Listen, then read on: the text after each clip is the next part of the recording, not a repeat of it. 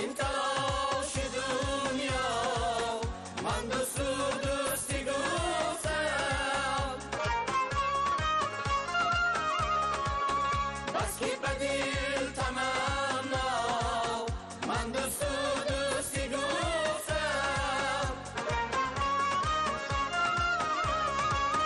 دو خلق چون برادر تاریک و قرد زیاد است، با هم شده توانا من دوستی گفتم. نوروزی ما جهانی گردید و زندگی خوش باشد شکوهی فردا من دوستی گفتم. چون پیشوای میرم امام علی